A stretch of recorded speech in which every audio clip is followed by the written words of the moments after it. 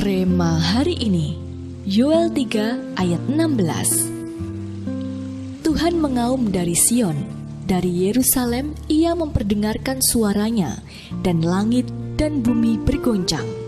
Tetapi Tuhan adalah tempat perlindungan bagi umatnya, dan benteng bagi orang Israel.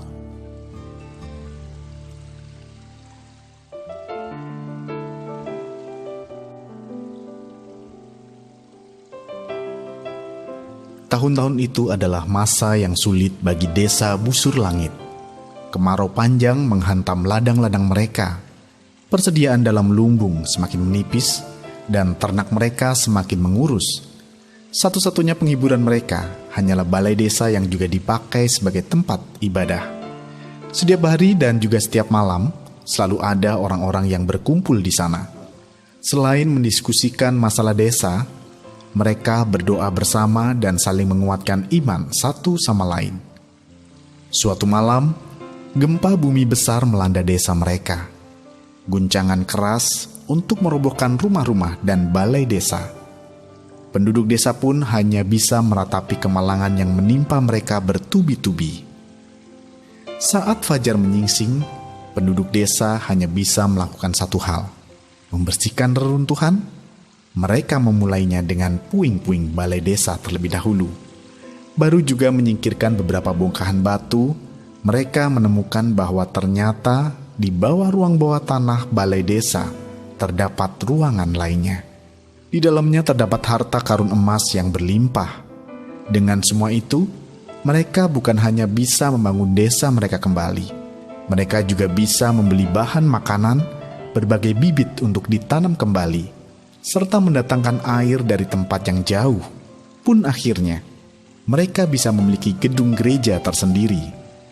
Sepanjang tahun ini, sebagian dari kita mungkin mengalami berbagai goncangan.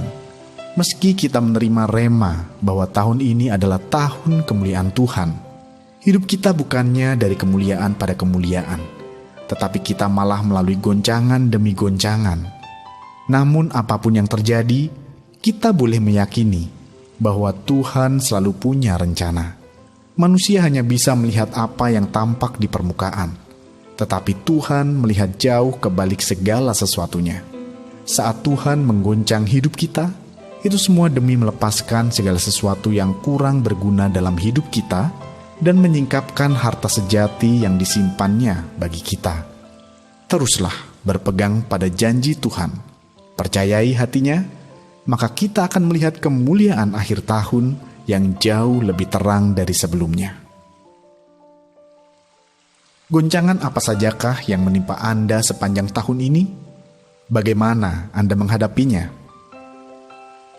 Mengapa penting bagi Anda untuk mempercayai bahwa goncangan sebesar apapun yang terjadi bukanlah untuk menyakiti Anda? Bagaimana Anda dapat terus berpegang teguh kepada Tuhan di tengah goncangan besar yang Anda alami?